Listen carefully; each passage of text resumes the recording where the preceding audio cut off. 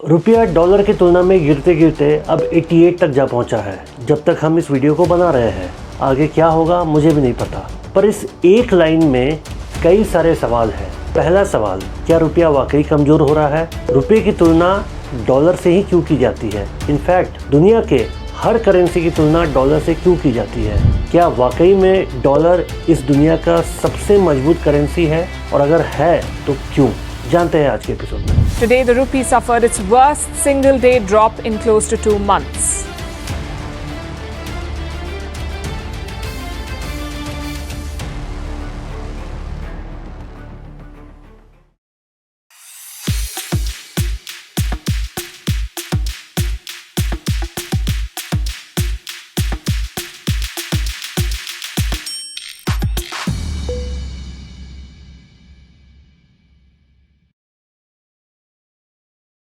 इस दुनिया में लेन देन की शुरुआत बार्टर सिस्टम से हुई थी, एक हाथ लेना एक हाथ देना।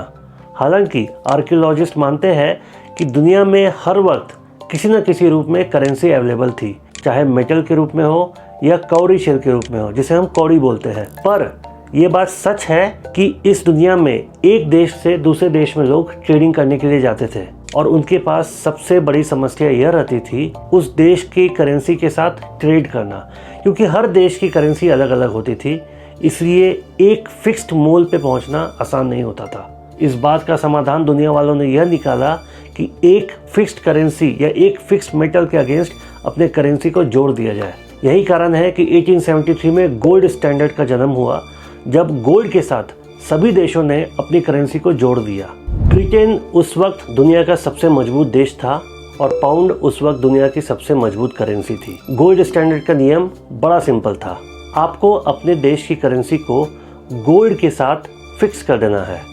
मान लीजिए अगर आपकी करेंसी पाउंड है तो नियम ऐसा होगा कि 1 ग्राम गोल्ड मतलब 3 पाउंड।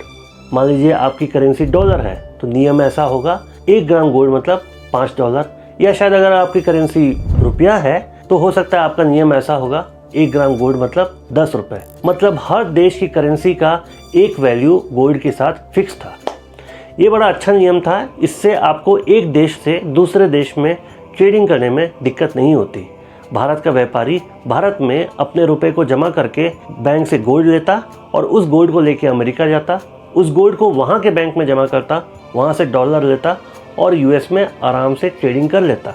ये नियम काफ़ी समय तक चला, इकोनॉमिक स्टेबिलिटी भी रही, प्राइस फ्लक्चुएट भी नहीं हुआ क्योंकि गोल्ड की प्राइस ज़्यादा फ्लक्चुएट नहीं हो रही थी। पर एक छोटी सी प्रॉब्लम आ गई। 1914 में वर्ल्ड वॉर 1 शुरू हुआ।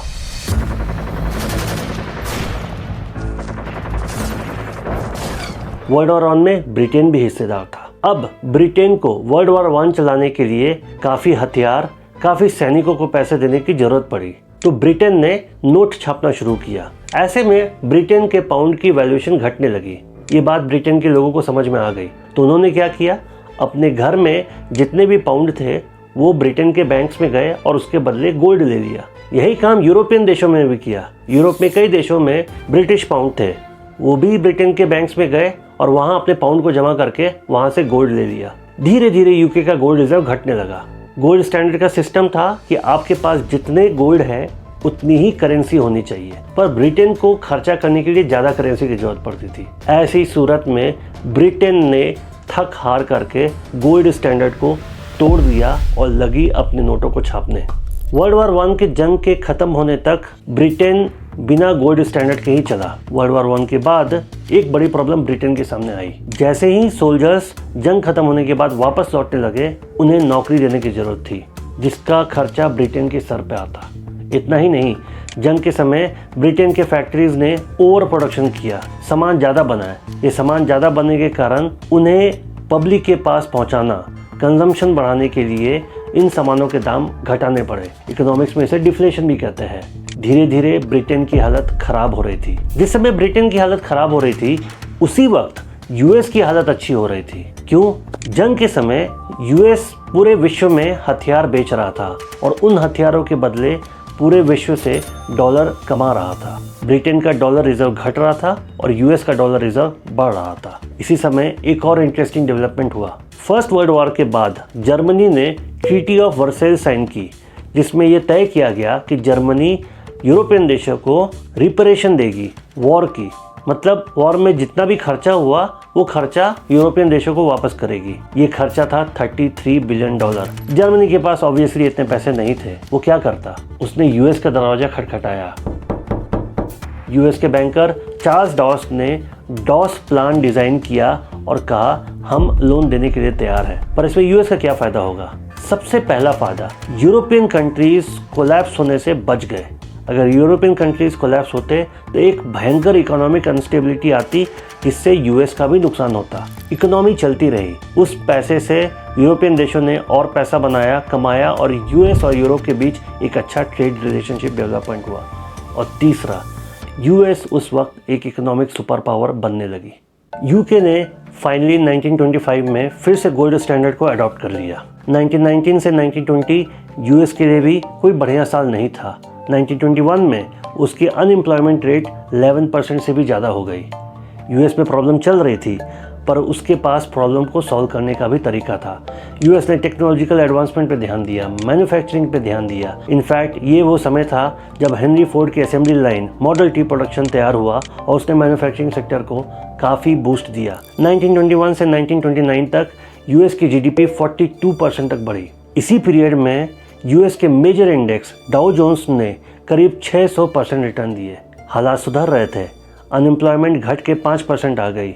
यही कारण था कि यूएस ने 1921, 24 और 26 में टैक्स रेट कट भी किए। पर एक और गड़बड़ हो गई, 8 साल में 600% रिटर्न मजाक थोड़ी है। मार्केट का आप जानते हैं, जितनी तेज़ी से ऊपर जाता है उतनी ही तेज़ी से गिरता है। ऐसा हुआ भी। 1929 में पहले 24 अक्टूबर फिर 29 अक्टूबर को मार्केट बुरी तरह क्रैश कर गया। जब मार्केट बढ़ रहा था तब लोग लोन लेके इन्वेस्ट कर रहे थे। जब मार्केट घटने लगा तो लोगों के पास लोन चुकाने के पैसे नहीं थे। नतीजा, बैंक लोन डिफ़ॉल्ट होने लगे। लोन की अमाउंट इतनी बड़ी थी कि वो यूएस तक नहीं रुकी, पूरे दुनिया में फैलने लगी। क्योंकि पूरी दुनिया के सारे देश ग्लोबली ट्रेड करते थे तो हर देश पे इसका इम्पैक्ट पड़ने लगा। धीरे धीरे बैंक्स की हालत ख़राब होने लगी। यूरोप के सारे बैंक्स जिन्होंने यूएस के बैंक से लोन लिए थे वो डिफ़ॉल्ट करने लगे और इसके कारण 1931 में एक भयंकर यूरोपियन बैंकिंग क्राइसिस हुई और इसके कुछ ही समय बाद ग्रेट डिप्रेशन आया। ग्रेट डिप्रेशन ऐसा समय था जब सब जगह मार्केट की हालत ख़राब थी, इकोनॉमी की ख़राब हालत थी, नौकरी किसी के पास नहीं थी और कंपनीज बंद हो रही थी। 1933 तक यूएस के करीब 9000 बैंक कोलैप्स कर गए। ग्लोबल ट्रेड 60% तक गिर गया। 1933 के बाद इकोनॉमी थोड़ी थोड़ी रिकवर करना शुरू की। यूएस में रूजवेल्ट ने नए बैंकिंग रिफॉर्म्स लाए, नए जॉब क्रिएशन पर ध्यान दिया और इकोनॉमी को ठीक करना शुरू किया। ये वही समय था जब हिटलर ने जर्मनी, जो कि अभी भी रिपेरेशन के पैसे दे रही थी, मतलब वॉर में हुए डैमेज के पैसे दे रही थी, उसे बंद करवा दिया और ट्रीटी ऑफ वर्सेल्स को तोड़ दिया। ये पैसा हिटलर ने मिलिट्री स्पेंडिंग पे फोकस किया जिससे जर्मनी की इकोनॉमी बेटर होना शुरू की। इसी समय स्टालिन ने फोर्स्ड लेबर इंट्रोड्यूस करके इंडस्ट्रियलाइजेशन पे फोकस किया और वहाँ की भी इकोनॉमी को बेटर करना शुरू किया। सब कुछ ठीक ही चल रहा था कि 1937 में जापान ने चाइना पर हमला कर दिया और इसके कुछ ही समय बाद 1939 में जर्मनी ने पोलैंड पर हमला करके वर्ल्ड वॉर 2 की शुरुआत कर दी।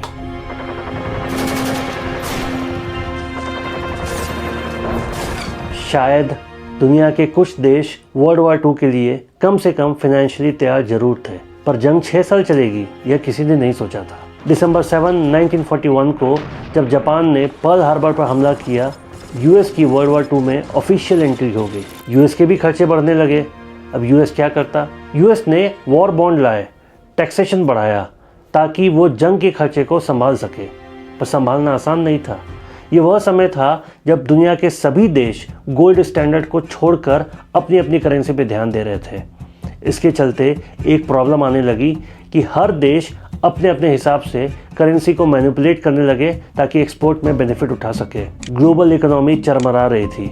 सभी को डर था फिर से ग्रेट डिप्रेशन ना आ जाए।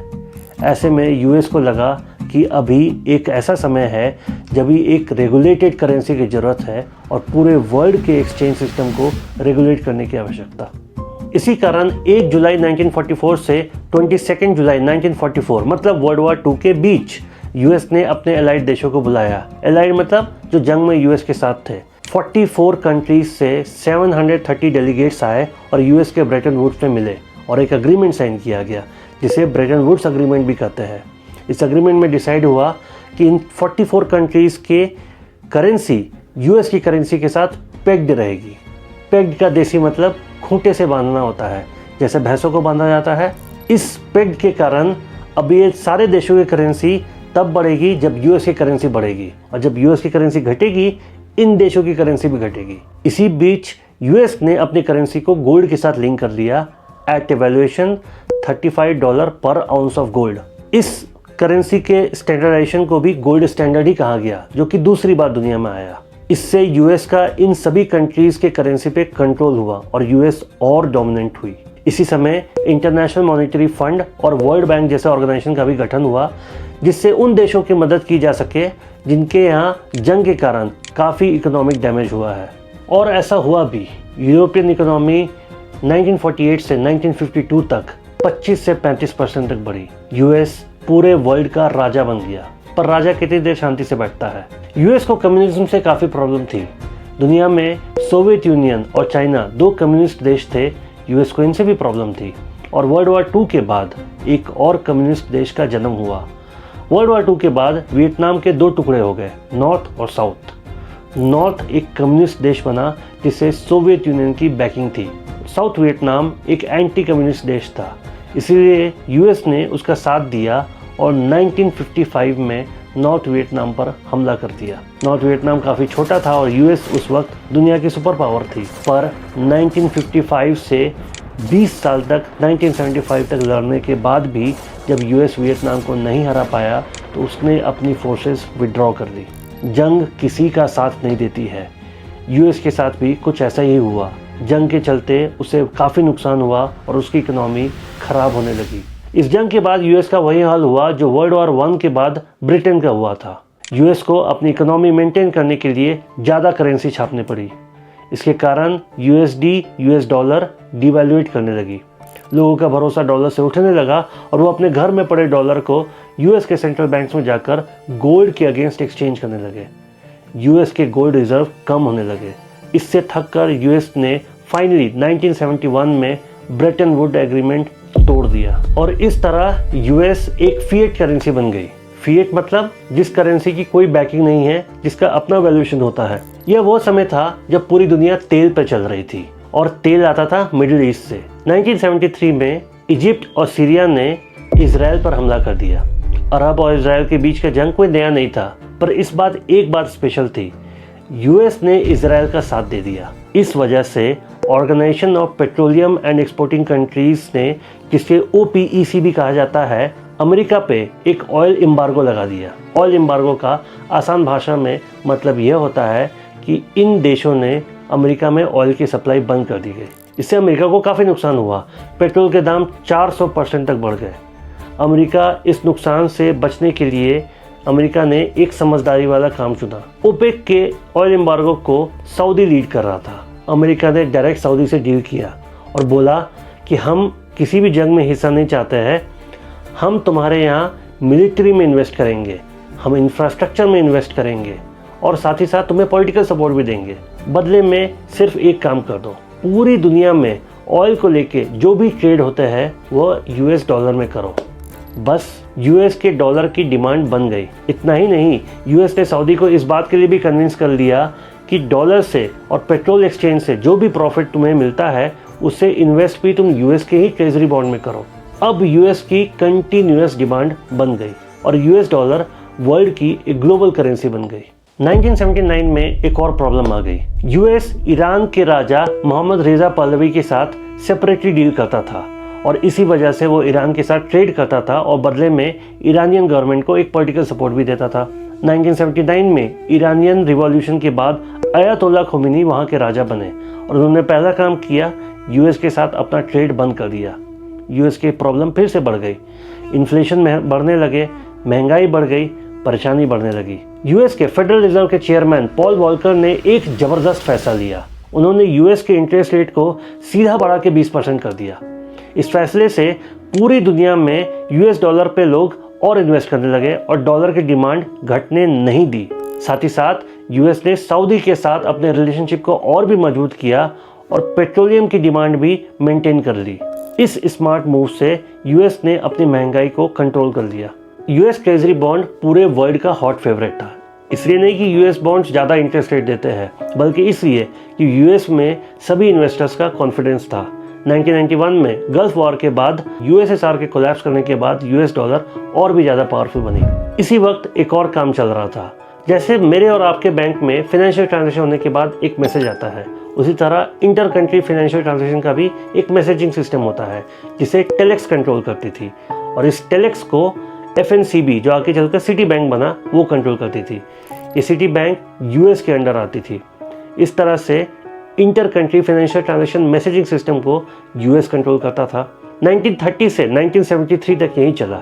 1973 में सभी देशों को लगा यूएस के पास इतना कंट्रोल देना ठीक नहीं है, इसलिए उन्होंने बेल्जियम में एक नए मैसेजिंग सिस्टम का इजाद किया जिसे स्विफ्ट कहा गया। ये मैसेजिंग सिस्टम आज भी हमारे साथ चल रहा है, पर यूएस को कोई रोक सकता है? NATO आपको याद होगा, बेल्जियम भी इसी का हिस्सा था। इस कारण इनडायरेक्टली अभी भी यूएस की इस स्विफ्ट सिस्टम पे डोमिनेंस है। इतना ही नहीं, वर्ल्ड के मेजर ट्रांजैक्शंस यूएस डॉलर में होने के कारण ये ट्रांजैक्शन यूएस बैंक से रूट होते हैं और यूएस इन सारे ट्रांजैक्शंस को मॉनिटर और सुपरवाइज कर पाती है। इससे यूएस को ये राइट मिलता है कि वो कभी भी अपने बैंक्स को बोल सकती है कि किसी देश के ट्रांजैक्शन को रोक दे। फाइनेंशियल वर्ल्ड में से सैंक्शन लगाना करते हैं, मतलब किसी भी देश के फाइनेंशियल ट्रांजैक्शन को कंप्लीटली स्टॉप कर दे। इस तरह से यूएस के पास एक इनडायरेक्ट ग्लोबल पावर आ गई करेंसी के रूप में, जिसे यूएस ने 2012 में ईरान के अगेंस्ट यूज़ किया और 2022 में रशिया के अगेंस्ट यूज़ किया। इसी तरह डॉलर पूरे वर्ल्ड में अपने ग्लोबल डोमिनेंस को मेंटेन करता है, चाहे सैंक्शन लगाकर या उस देश के खिलाफ जंग छेड़कर। 2003 में जब पता चला इराक वर्ल्ड की 5th लार्जेस्ट ऑयल प्रोड्यूसर है, तो यूएस ने क्या किया? उस पर हमला कर दिया, यह बोल के कि इराक के पास वेपन्स ऑफ मास डिस्ट्रक्शन है और सद्दाम हुसैन एक डिक्टेटर है जो पूरी दुनिया तबाह कर देगा।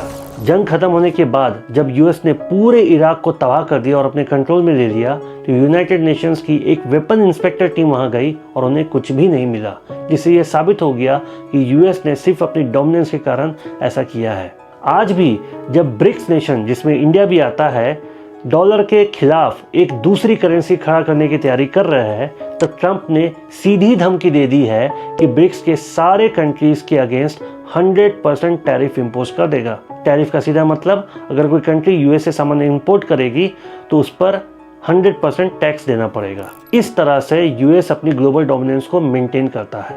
यूएस के अगेंस्ट सबसे ज़्यादा कोशिश डी डॉलराइजेशन यानी डॉलर की डोमिनेंस हटाने की कोशिश चाइना ने की है। इसलिए चाइना ने भी यूएस के ट्रेजरी बॉन्ड में इन्वेस्टमेंट को सस्पेंड कर दिया गया है। यूएस का ट्रेजरी बॉन्ड क्या है और लोग इसमें क्यों इन्वेस्ट करते हैं? 2 सिंपल रीज़न है। सबसे पहला, यूएस की बाकी कंट्रीज के करेंसी के अगेंस्ट लगातार एप्रिसिएशन। दूसरा, यूएस ट्रेजरी बॉन्ड और यूएस डॉलर पर भरोसा। शायद यही कारण है कि वर्ल्ड में कहीं भी क्राइसिस होती है तो लोग या तो गोल्ड में इन्वेस्ट करते हैं या यूएस ट्रेजरी बॉन्ड में, चाहे वो 2008 की फाइनेंशियल क्राइसिस हो या 2020 का कोविड क्राइसिस। शायद इसीलिए यूएस डॉलर के डोमिनेंस, यूएस डॉलर की ट्रेडेबिलिटी को ख़त्म करना या कम करना संभव नहीं है। जिस देश ने भी ऐसी कोशिश की, या तो उस पर बम गिर जाएगा या उसके अगेंस्ट सैंक्शन ले जाएगा। पर यह कहना भी गलत है कि यूएस सिर्फ इन रास्तों से अपनी डोमिनेंस को मेंटेन कर रहा है। यूएस का विजन यूरोपियन देशों के साथ रिलेशनशिप, सऊदी के साथ रिलेशनशिप, इंडिया के साथ रिलेशनशिप, इन सारे देशों के साथ किसी न किसी तरह से वो अपने रिलेशनशिप, चाहे वो ट्रेड हो, ऑयल का एक्सचेंज हो, स्विफ्ट हो, किसी तरह मेंटेन करके रखा है ताकि उसकी करेंसी की डोमिनेंस मेंटेन रहे। आगे क्या होगा ये तो समय बताएगा। Thank you.